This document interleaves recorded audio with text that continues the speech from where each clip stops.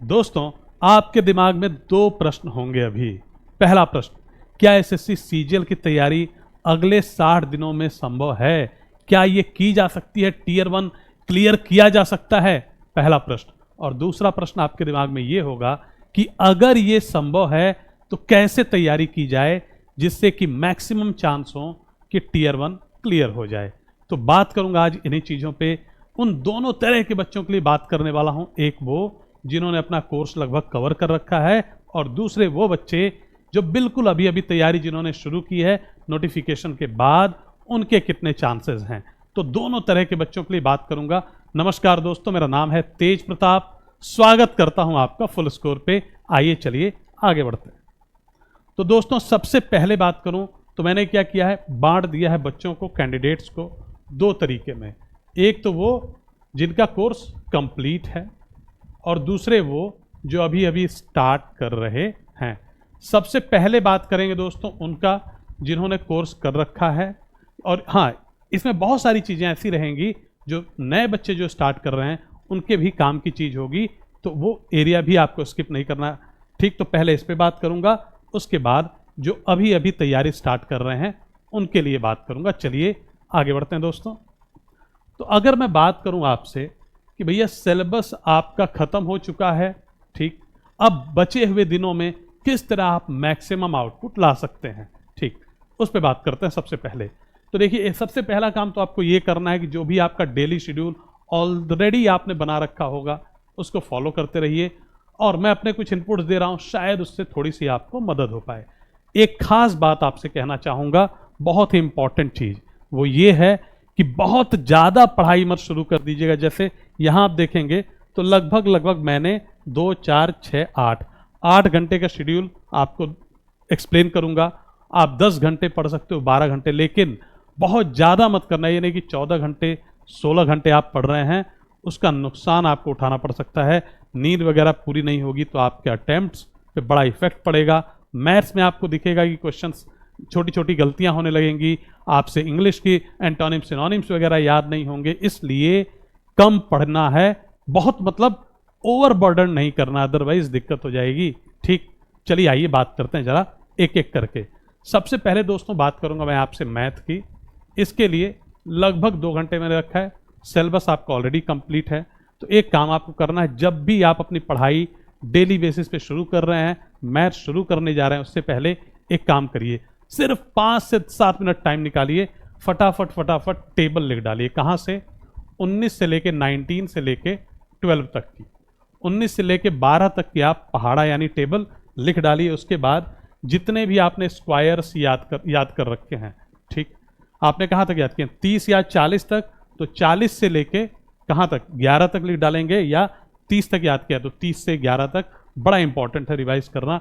इसके बाद जितने भी आपने क्यूब से याद किए हैं वो लिख डालिए, और सारे फॉर्मूला, ठीक है, फॉर्मूला आप एक आधा दिन छोड़ के लिख सकते हैं, लेकिन टेबल वगैरह याद होना बड़ा जरूरी है, ये बड़ा काम आता है। ठीक, तो सारे फॉर्मूला आपको लिख डालने हैं, स्पेशली मेंसुरेशन वगैरह के फॉर्मूला। वहाँ पे कई बार मिक्स होने लगता है एग्जाम में। आपको दिया है, मान लीजिए कि कौन दिया है और आपने सिलेंडर का फॉर्मूला यूज़ कर दिया, ठीक है, तो ये चीज़ें होने के, अर्धगोला का आपने यूज़ कर दिया, हेमिस्फीयर का, और था गोला, या ये मतलब होता रहता है। कभी वॉल्यूम आपको निकालना था, आपने उसके सरफेस एरिया का फॉर्मूला लगा दिया। ये जब हम बहुत ओवरबर्डन्ड होते हैं, पैनिक कर रहे होते हैं, तो ये छोटी छोटी गलतियां होती हैं। इसलिए लगातार जब हम प्रैक्टिस कर रहे होते हैं, लिख रहे होते हैं, तो उन गलतियों को एलिमिनेट हो जाती हैं, वो फिर नहीं होंगी। जैसे आप कितने भी पैनिक कर रहे हो, मैंने आपको रात को जगाया या आप कहीं भाग रहे थे, एकदम समझ रहे हो, 2 लोग आपको दौड़ा रहे हैं, लेकिन मैं पूछा आपका नाम लेके, तुरंत आप क्या हो जाएगी? हाँ मैं ही हूँ।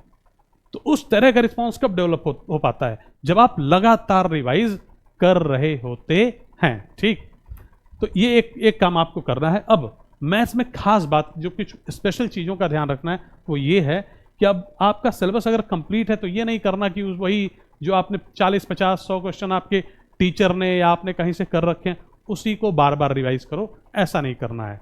आपने कहा आपका सिलेबस कंप्लीट, तो आपको लगाने हैं मॉक्स। ये मॉक्स आपको बताते हैं कि आपकी वीकनेस कहाँ पे है, कौन कौन सा एरिया है जो अभी भी वीक है, जिस पे थॉरली काम करने की जरूरत है, जिसका पूरे चैप्टर के क्वेश्चंस रिवाइज करने की जरूरत है। एक और तरीका है, बड़ा अच्छा तरीका, आपने देखा होगा पहले जो टीयर 2 के पेपर आते थे दोस्तों, उसमें 100 क्वेश्चंस हुआ करते थे मैथ्स के। तो आप एक काम कर सकते हैं, आप 2 से 3 मैथ्स के पेपर्स उठा लें, टीयर 2 के प्रीवियस ईयर्स के जब 100 क्वेश्चंस आते थे हार्ड कॉपी में आपको मिल जाएंगे, ठीक है। तो उनको क्या करना है आपको, उनको एक बार आप कर डालें, 2 घंटे के अंदर वो 100 क्वेश्चन आप कर डालिए। वो 2 से 3 पेपर जैसे ही आप करेंगे, आपके सारे वो टॉपिक्स निकल के आ जाएंगे जो अभी थोड़े वीक हैं, राइट, जहाँ पे आपको थोड़ी प्रॉब्लम हो रही है।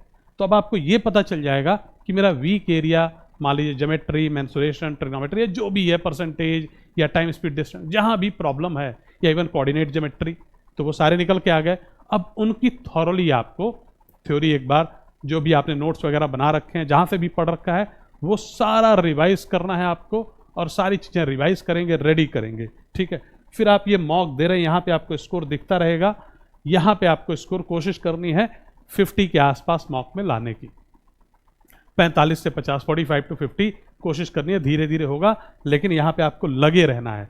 जहाँ भी क्वेश्चन होने नहीं हो रहे, जिस एरिया के भी नहीं हो रहे, समझना है क्या ये क्वेश्चन ही बहुत टफ था, एक तो कारण ये हो सकता है, या क्या मैं कुछ मिस कर रहा हूँ, इस टॉपिक के क्वेश्चंस अक्सर मुझसे नहीं होते। तो नहीं हो रहे तो रिवाइज करना, ठीक। लगातार आप जाएंगे, उस एरिया को रिवाइज करेंगे, फिर मॉक्स देंगे, तो आपके स्कोर इंप्रूव होगा। अच्छा, मॉक पे थोड़ी देर में बात करूंगा कि क्या करना है, एनालाइज करना है नहीं करना है, उस पर थोड़ी देर में आता हूँ, ठीक। तो ये थोड़ी सी बात हुई मैथ्स की। स्पेशली मैथ्स में आपको ध्यान रखना है कि इंपॉर्टेंट टॉपिक्स कौन से, इंपॉर्टेंट चैप्टर्स कौन से, और कौन से वो चैप्टर्स हैं जिनसे बहुत ज़्यादा क्वेश्चन नहीं पूछे जाते हैं। थोड़ी देर के लिए उनको आप रोक सकते हैं, लेकिन रोकना आपको कुछ भी नहीं है।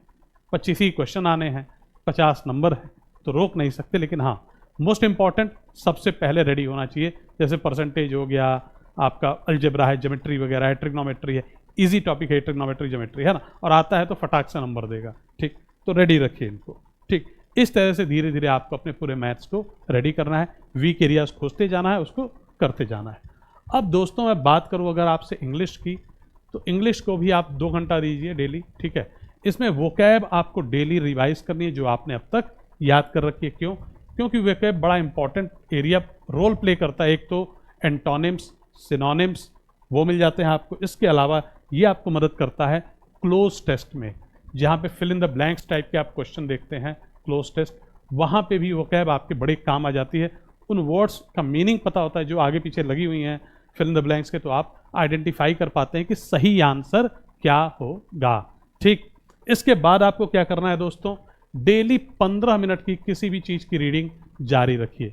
न्यूज़पेपर रीड करते हैं, बहुत बढ़िया, नहीं करते हैं तो जो भी रीड कर रहे हैं आप, जो इंग्लिश की कुछ बुक्स वगैरह अगर आप रीड करना पसंद करते हैं, जो भी करते हैं उसको जारी रखिए। रीज़न ये बड़ा मदद करता है आपको, जैसे क्लोज टेस्ट के अंडरस्टैंडिंग में मदद करेगा, स्पॉटिंग एरर में थोड़ी हेल्प कर देगा आपकी, पैराजम्बल्ड वगैरह जब जहाँ भी आपको मिलेंगे वहाँ भी ये मदद करता है। तो रीडिंग अगर आपकी 15 मिनट की भी डेली कंटिन्यूड है तो ये बहुत अच्छी बात है।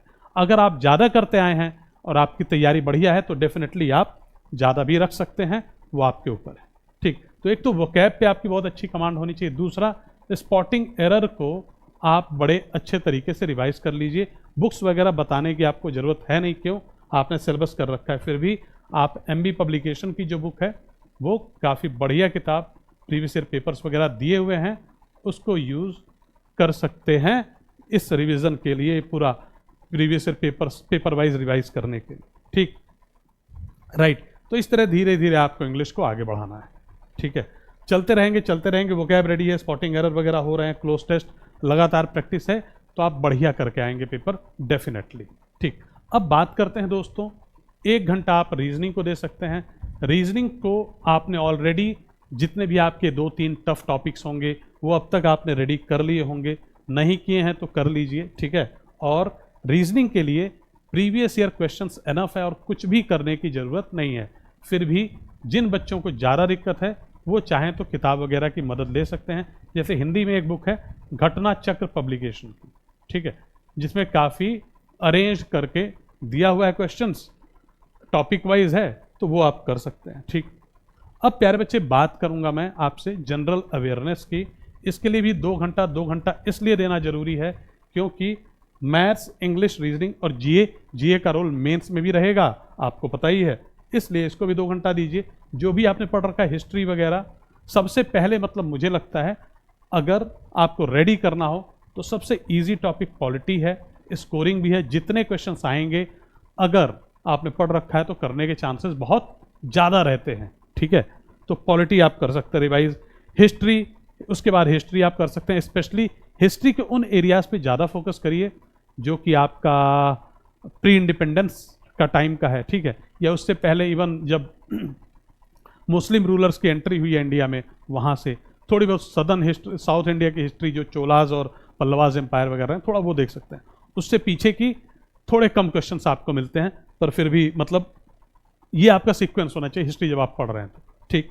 और फिर अगर आप साइंस बैकग्राउंड के स्टूडेंट हैं तो ऑब्वियसली आपको साइंस अपना 9th-10th तक का एटलीस्ट 9वीं-10वीं का कम से कम रेडी होना चाहिए, ठीक है, ताकि आप एक डिसेंट यहाँ पे काम कर पाएँ। इसके बाद अगर आपने पढ़ रखा भी, ज्योग्राफी है आपका, इकोनॉमिक्स वगैरह है, तो उसको भी रिवाइज कर सकते हैं। साथ में करंट अफेयर्स को कोई भी मैगजीन उठा के रिवाइज करना बहुत ज़रूरी है, क्योंकि करंट अफेयर्स से आपके लगातार क्वेश्चंस पूछे जा रहे हैं, ठीक है। तो ये बात हो गई थोड़ी सी जनरल अवेयरनेस की। अब जनरल अवेयरनेस की सर मैंने तैयारी तो कर रखी है लेकिन कॉन्फिडेंस नहीं आ रहा, तो कहाँ से तैयारी करूँ? अरिहंत पब्लिकेशन की प्यारे बच्चे एक किताब आती है मनोहर पांडे की। ये किताब आती है आपकी मनोहर पांडे जी की, ये आती है मेरे ख्याल से 130 to 160, मतलब 150 के आसपास की आपको मिलेगी। ये किताब काफ़ी बढ़िया है लेकिन थोड़ा डिटेल में दिया है।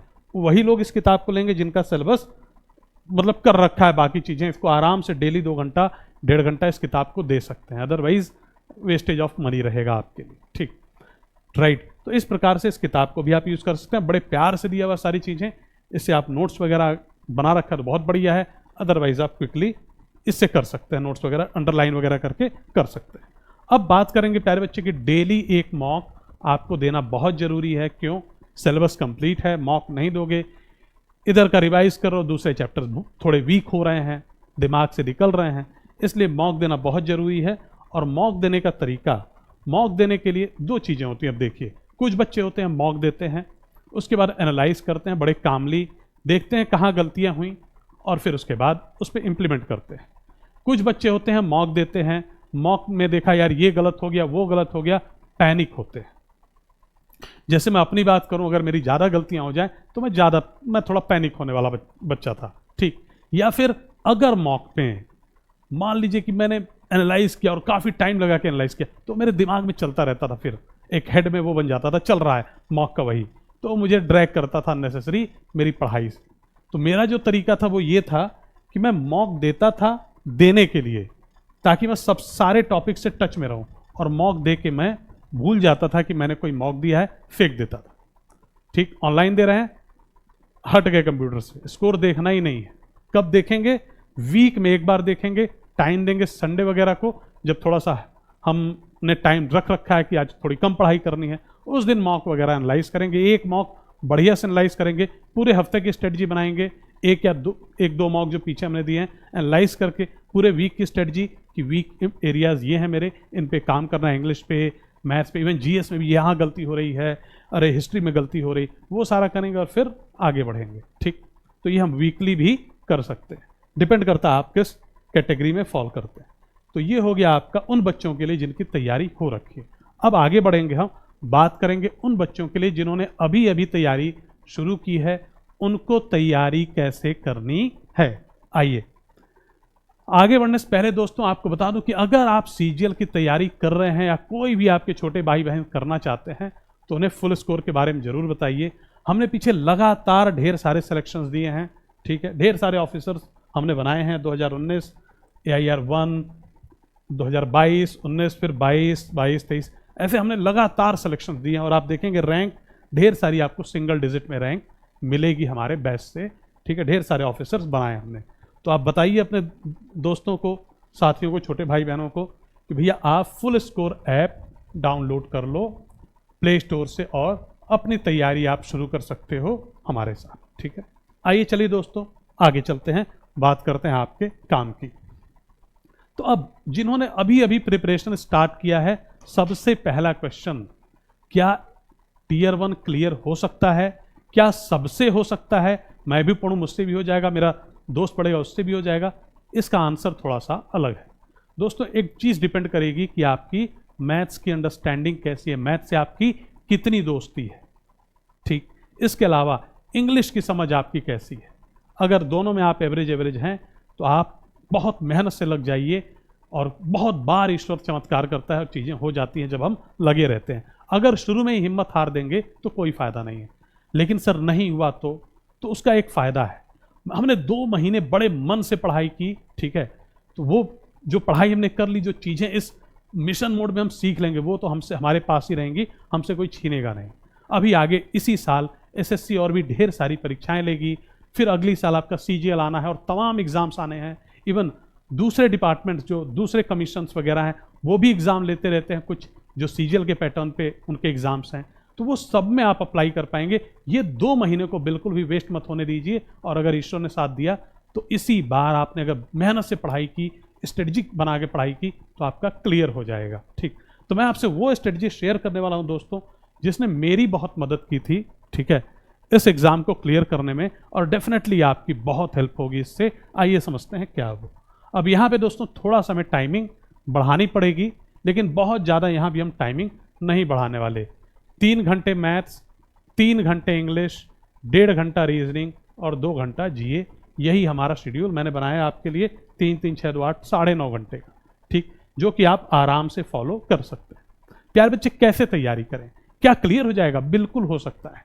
करना क्या है आपको समझना है कि आपको यहाँ पे अब ज्ञानी नहीं बनना, आप एग्जाम क्लियर करने के लिए फोकस्ड स्टडी कर रहे हो, ना कि ज्ञान अर्जित करने के लिए। ये चीज़ आपको समझ लेनी। तो करना क्या है, मैथ्स का उठाइए, जितने भी इंपॉर्टेंट चैप्टर हैं, जैसे कि मैं बात करूं परसेंटेज और तमाम टॉपिक्स, अगर आप चाहते हैं कि इसके लिए अलग से कि कौन से मैथ्स के इंपॉर्टेंट चैप्टर हैं, तो मैं आपको अलग से भी वीडियो बना दूंगा, आप मुझे कमेंट करके बता दीजिए। तो जितने भी इंपॉर्टेंट चैप्टर हैं मैथ्स के, परसेंटेज हो गया या टाइम एंड वर्क वगैरह जो इजी चैप्टर्स हैं, ठीक, एडवांस के जो इंपॉर्टेंट चैप्टर, ज्योमेट्री हो गई, ट्रिग्नोमेट्री हो गई, ठीक, ज्योमेट्री में देख लीजिए कौन सा इजी है, और क्वेश्चंस भी आते हैं, जैसे आपका ट्रायंगल है, ट्रायंगल में सिमिलैरिटी वगैरह, कॉन्ग्रुएंसी, वहाँ से क्वेश्चंस बनते हैं, समरूपता, सर्वांग समता, ठीक, वो चीज़ें कर सकते हैं आप। सर्कल हो सकता है आपको थोड़ा परेशान करे, सर्कल यानी वृत्त, लेकिन वहाँ पे फिर आपको देखना है कि वो कौन सा इजी एरिया है जो आप आराम से कवर कर सकते हैं। ट्रिग्नोमेट्री अगर आपने पढ़ी है, थोड़ा टच में है, तो बड़ा स्कोरिंग है, फटाक से नंबर देता है, टाइम भी बहुत ज़्यादा नहीं लगता, क्वेश्चन कर सकते हैं आप। तो इस तरह आपको देखना है कि वो इंपॉर्टेंट चैप्टर कौन से हैं एडवांस के एज वेल एज अरिथमेटिक के। अब आपने सारे एडवांस के इंपॉर्टेंट चैप्टर खोज के निकाल लिए, तो हर कोई चैप्टर से 100 क्वेश्चन लगा डालिए। आपके पास जो भी किताब, आपके पास किरण पब्लिकेशन की किताब है, लगा डालिए। आपके पास कोई भी और किताब है, सिर्फ 100 क्वेश्चन पकड़िए, लगाइए। या फिर प्रीवियस ईयर की कोई किताब है, राइट, प्रॉपर तरीके जिसमें दिया है, आप लगा डालिए, ठीक है। तो जैसे ही आप 100 क्वेश्चन कंप्लीट करते हैं, उन्हीं 100 क्वेश्चंस को आपको मल्टीपल टाइम करना है, और जो थोड़े कम इंपॉर्टेंट चैप्टर्स आपको मिलते हैं, राइट, उनके 50 क्वेश्चन लगाने हैं आपको, ठीक है। और ये 50 बार बार आप लगाते रहेंगे। मतलब मेरा कहने का मतलब ये है कि मैथ में हर इंपॉर्टेंट चैप्टर से हम 100 क्वेश्चंस बार बार प्रैक्टिस करेंगे कि लगभग वो हमको याद हो जाएं, उनके कॉन्सेप्ट बहुत क्लियर है। ये मतलब मैं ये कहना चाहता हूँ कि एक बैट्समैन है खड़ा, ठीक है, और उसकी खासियत क्या है, वो जब भी ऑफ पे बॉल पाएगा तुरंत चौका मारेगा। भाई और कहीं बॉल दे रहे हो तो उसे मतलब नहीं है, लेकिन अगर ऑफ की बॉल है तो तुरंत चौका, ठीक। इस तरह की आपकी प्रैक्टिस करनी है कि ये 100 क्वेश्चंस एकदम आपके बड़े ही सॉलिड होने चाहिए। इन कॉन्सेप्ट पे क्वेश्चंस आया, इससे मिलता जुलता आया, फटाक से आपने किया, और कुछ आया तो आप नहीं कर पाएंगे। इसी प्रकार से 50 क्वेश्चन जो लेस इंपॉर्टेंट टॉपिक्स, ये अगर आपने किया तो आप विश्वास मानिए, आप 25 क्वेश्चन जो मैथ्स के आते हैं उनमें 20 क्वेश्चन करने के लायक हो जाएंगे। 20 आप बड़े प्यार से कर सकते हैं, ठीक है। मतलब मैं कहूँ कि आप 38 से 42 नंबर, टोटल 50 मार्क्स का मैथ्स है, 38 to 42 मार्क्स आप इसी स्ट्रेटजी से ला सकते हैं, ठीक। बात करेंगे अभी और इस पर।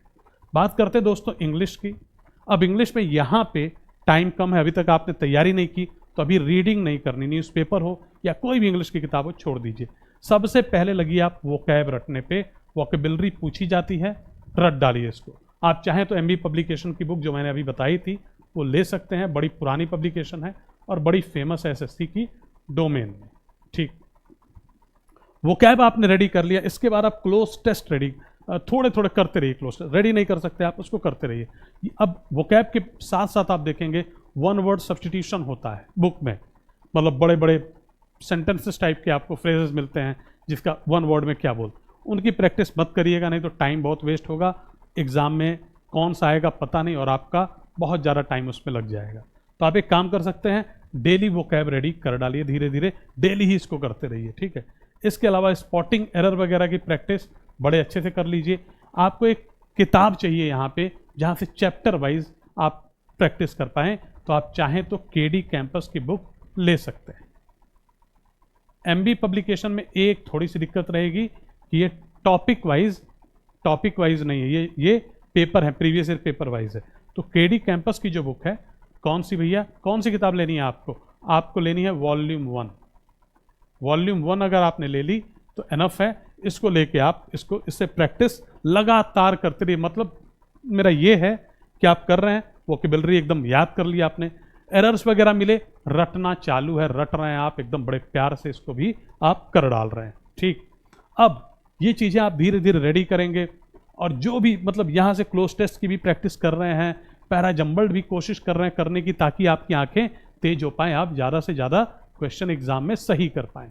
ये आपकी कोशिश यहाँ पे होगी। 2 महीना इसी तरह आप इसको चलने देंगे बड़े आराम से। रीजनिंग में यहाँ पे भी मैं आपसे बोलूँगा प्रीवियस ईयर क्वेश्चंस पे ही आप फोकस रहिए।